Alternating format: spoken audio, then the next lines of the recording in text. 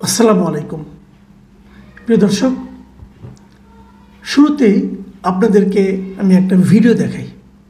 আমার ধারণা এই ভিডিওটা আপনারা অনেকেই এরই মধ্যে সোশ্যাল মিডিয়ায় দেখেছেন। যারা না দেখেছেন তারা আরেকবার দেখুন, আর যারা দেখেছেন তারা আরেকবার ভাবুন। আপনাদের এই ভাবনার ক্ষেত্রে আমি একটু আপনাদেরকে সাহায্য করতে চাই। গুলি করে করে লাভ কামানো লাগছে, কিন্তু গুলি করলে মর একটা, আহত হয় একটাই যায় স্যার, বাকিটি যায় না। এটি হচ্ছে স্যার সবচেয়ে বড় আতঙ্কের এবং দুশ্চিন্তার বিষয়।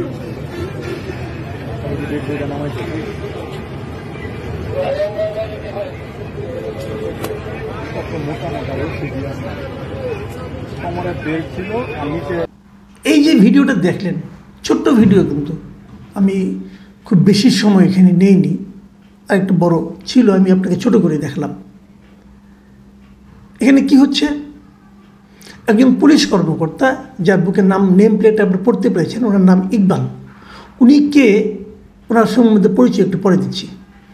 এই ইকবাল সাহেব ওনার মোবাইলে স্বরাষ্ট্রমন্ত্রীকে কিছু ছবি দেখাচ্ছেন, এবং উনি কী বলেছেন সেটা আপনারা নিশ্চয়ই শুনেছেন। তারপরেও আমি একটু আপনাদেরকে দ্বিতীয়বারের মতো উচ্চারণ করে শোনাই। উনি বলেছেন যে গুলি করে লাশ নামানো লাগছে স্যার, গুলি করি, মরে একটা, আহত হয় একটাই যায় স্যার, বাকিটি যায় না। এই হলো স্যার সবচেয়ে আতঙ্কের আর সবচেয়ে দুশ্চিন্তার বিষয়।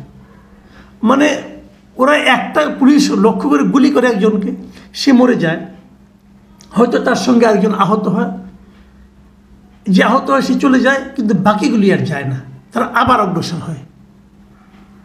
কী প্রসঙ্গে বলছেন হলো এই যে ছাত্র আন্দোলনটা হলো, ছাত্র জনতার যে আন্দোলনটা হলো হাসিনা সরকারকে নামানোর জন্য, সেই আন্দোলন দমানোর জন্য পুলিশ যে সমস্ত ব্যবস্থা নিয়েছে, সেই ব্যবস্থার একটা বর্ণনা এই ইকবাল সাহেব দিলেন স্বরাষ্ট্রমন্ত্রী আসাদুজ্জামান খান কামালকে।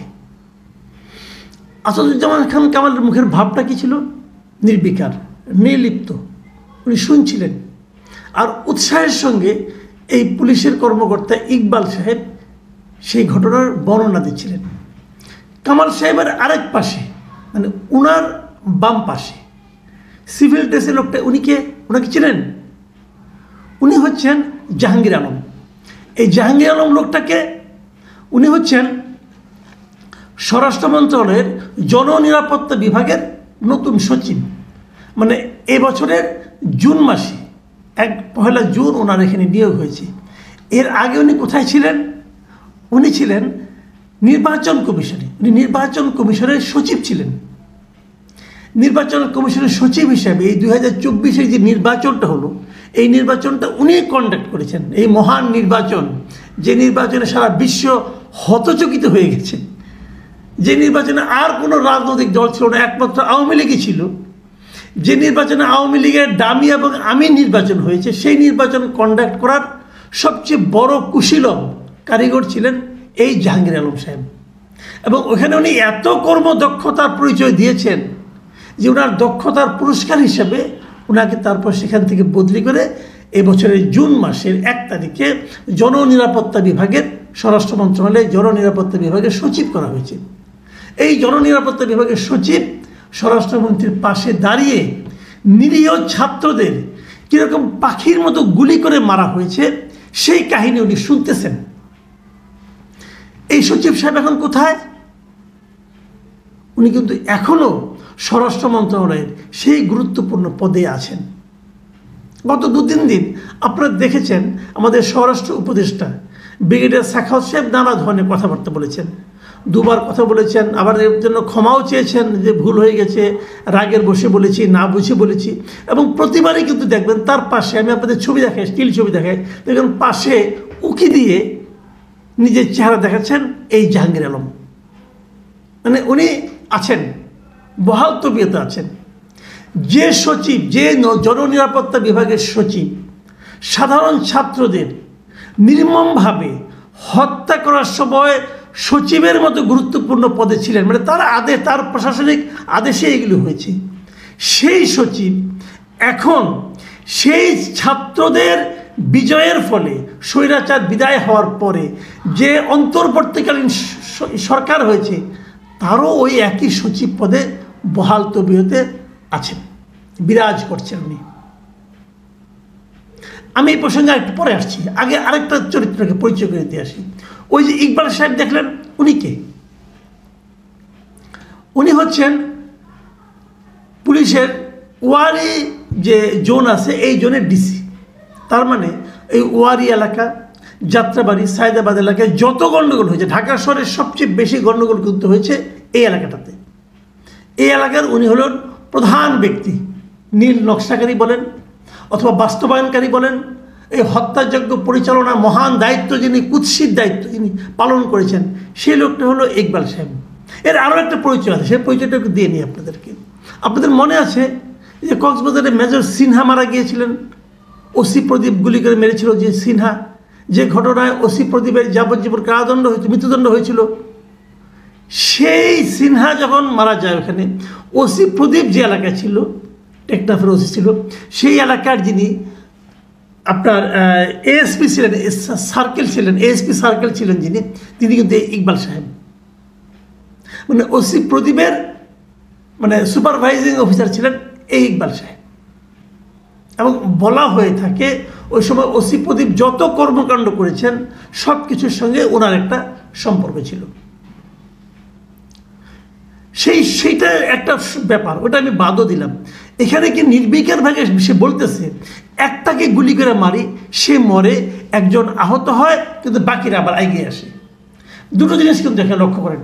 এক নম্বর হলো পুলিশ মারার জন্য গুলি করছে। কাদের গুলি করছে? স্টুডেন্টদেরকে। স্টুডেন্টরা কি করেছিল? বিক্ষোভ প্রদর্শন করেছিল। বিক্ষোভ প্রদর্শন করার ছাত্রদের, নিরীহ ছাত্রদের পুলিশকে এভাবে মারার জন্য, হত্যার জন্য গুলি করতে পারে? তারা বিক্ষোভ প্রদর্শন করছে, তারা তো পুলিশের জানমালের উপর কোনো হাত দিচ্ছে না। বোঝাই, তার বলার ভঙ্গিতে বোঝা যাচ্ছে যে শান্তিপূর্ণ বিক্ষোভে গুলি করে মারতে হবে। এবং অর্ডারটা সম্ভবত এমন ছিল যে গুলি করলেই বাদ বাকি সব ভয়ে পালাই যাবে, কিন্তু এটা তো ভয় পায় না। এটা তো ওদের ফর্মুলার সঙ্গে মিলছে না, স্বরাষ্ট্রমন্ত্রীর ফর্মুলার সঙ্গে মিলছে না।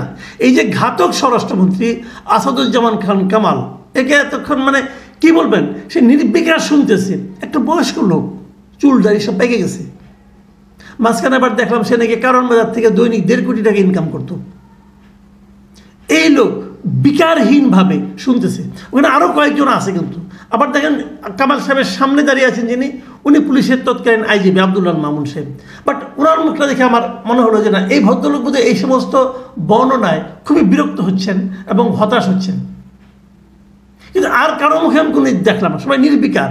মানে আরও কিভাবে এই স্টুডেন্টদেরকে মারা যায়, তাদেরকে মেরে ফেলে দেওয়া যায়, সেই পরিকল্পনা এখন তারা করছেন। কিন্তু পারেননি। ওই যে বলল পুলিশ অফিসার, স্যার এটাই আতঙ্কের, এটাই সমস্যা। ওই আতঙ্ক আর সমস্যা শেষ পর্যন্ত কিন্তু জয়ী হয়েছে। কারণ ছাত্ররা তার পাশের ভাইকে মরতে দেখেছে, কিন্তু তারা ভয় পায়নি, তারা এগিয়ে গেছে। এটাই হলো একটা বিপ্লবের চেহারা। আর ওই লোকগুলোকে, ওগুলো হলো এক একটা ঘাতকের চেহারা। এই প্রত্যেকটা ঘাতককে কেন বিচারের আওতায় আনা হবে না? কেন এদের দৃষ্টান্তমূলক শাস্তি দেওয়া হবে না? আর শেষ প্রশ্ন যেটা, কেন জাহাঙ্গীর আলমের মতো লোক এখনো বিপ্লবের যে ফসল, যে অন্তর্বর্তীকালীন সরকার, সেই সরকারের স্বরাষ্ট্র উপদেষ্টার পাশে দাঁড়িয়ে উকি দিয়ে ক্যামেরায় নিজের চেহারা দেখাবেন? কেন? এই এত সব কেনর জবাব কে দিবে? দিতে হবে। আমরা এই প্রশ্নগুলো করব এবং আমরা এই জবাবগুলো আশা করব। জবাব দিতে না পারলে যার জবাব দেওয়ার দায়িত্ব, তাকে নিয়েও প্রশ্ন তুলব। আমরা এটা বিশ্বাস করি যে এবারের এই আন্দোলন, এবারের এই বিপ্লব, এইবার যদি আমরা ফ্যাসিবাদকে চিরতরে দমন করতে না পারি, আর কখনোই পারবো না। কাজেই এই সুযোগ আমরা হারাবো না। আমরা প্রশ্ন করতেই থাকব। প্রিয় দর্শক, আপনিও প্রশ্ন তুলুন। কেন স্বৈরাচারের আমলাতন্ত্র এখনো থাকবে? স্বৈরাচারের আমলাতন্ত্র এখনো দেশের প্রশাসনকে নিয়ন্ত্রণ করবে? এই প্রশ্ন করুন। আমরা একে একে আরও দেখিয়ে দেবো আপনাদেরকে। প্রিয় দর্শক, ভালো থাকবেন। আল্লাহ হাফেজ।